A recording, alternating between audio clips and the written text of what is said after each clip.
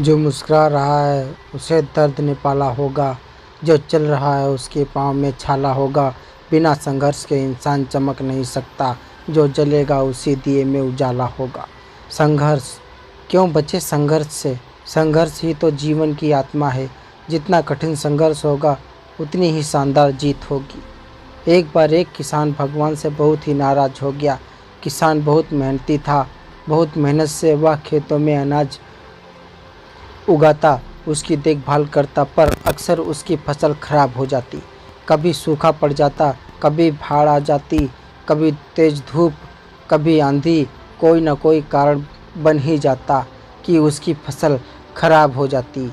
एक दिन वह किसान गुस्से में आसमान की ओर देखकर भगवान से कहा, हे ईश्वर, आपको लोग सर्वज्ञाता मानते हैं कि आप सब जानते हैं। कहते हैं कि आपकी इच्छा के बिना एक भी पत्ता नहीं हिलता, पर मुझे तो लगता है कि आप छोटी से छोटी बात भी नहीं जानते। आपको तो ये भी नहीं पता कि खेती बाड़ी कैसे करते। अगर आप जानते होते तो हर समय जो बाढ़, आंधी और तूफान आते हैं वो कभी नहीं आते। आप नहीं जानते कि कितना नुकसान उठाना पड़ता है हम किसानों को।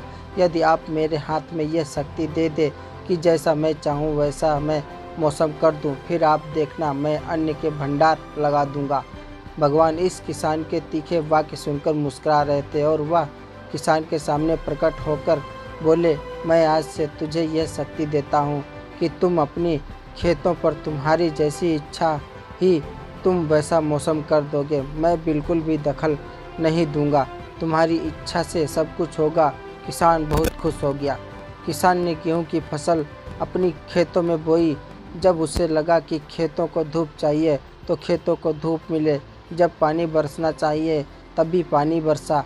आंधी, तूफान, बाढ़ कुछ भी उसने अपने खेतों पर आने नहीं दिया। किसान के खेत में इस वर्ष ऐसी फसल हुई जैसी कभी नहीं हुई थी। हरी भरी लहलहाती फसल, मन ही मन वह बहुत खुश हो गया और सोचने लगा, अब सबूत के साथ दिखाऊंगा भगवान को कि इसे कहते हैं शक्ति का सही उपयोग। मेरी सफलता देखकर उन्हें अपनी नियम जरूर बदलने पड़ेंगे। कुछ दिन गुजरे, फसल कटने को तैयार हो गए। किसान बहुत उत्सुकता के साथ फसल को काटने लगा, पर जैसे ही उसकी नज़र गेहूं की बालियों पर गया तो उसने अपना सिर पीट लिया और वह रोने चिल्लाने लगा। गेहूं की एक भी बाली के अंदर गेहूं का दाना नहीं था, सारी बालियां अंदर से खाली थीं। किसान बहुत दुखी हो गया। उसने भगवान को रोते हुए फिर से पुकारा, हे प्रभु, तुमने ये मेरे साथ क्या किया? तुमने मुझे कोई सज़ा दी? भगवान बोले, पुत्र, ये तो होना ही था। तुमने पौधों को संघर्ष करने का मौका ही कहाँ दिया? ना तो तुमने उन्हें आंधियों से जूझने दिया, न तेज बारिश से सहने दिया और ना ही धूप में तपने दिया। एक भी चुनौती का सामना तुमने उन्हें नहीं करने दिया। इसीलिए सारे पौधे अंदर से खोखले रह गए। जब आंधी, तूफान, तेज बारिश और धूप पड़ती है तभी ये पौधा अपने अस्तित्व को बचाने के लिए संघर्ष करते हैं और इसी संघर्ष से एक बल पैदा होता है जिसमें शक्ति होती है, ऊर्जा होती है। और यही ऊर्जा फूटी तेरे गेहूं के दानों की तरह जो नहीं फूटी। तूने उन्हें कठिन परिस्थितियों से गुजरने ही नहीं दिया जहां उनके अस्तित्व का जन्म होता। सारे बालियां इसीलिए खाली हैं। इसमें एक भी गेहूं का दाना इसलिए नहीं है क्योंकि तुमने अपने पौधों को संघर्ष कराया ही नहीं। याद रखिए, स्वर्ण में स्वर्णीय आभा तभी आती है जब वह आग में तपने, गलने और हथौड़े से पीटने जैसे संघर्षों से गुजरता है। कोयले का टुकड़ा हीरा तभी बनता है जब वह उच्च दाब और उच्च ताप की मुश्किल परिस्थितियों से गुजरता है। इसी तरह यदि हमारी ज़िंदगी में कोई संघर्ष ही ना हो, कोई चुनौती ही ना हो, तो हम भी गेहूं की बालियों की तरह खोखले रह जाएंगे।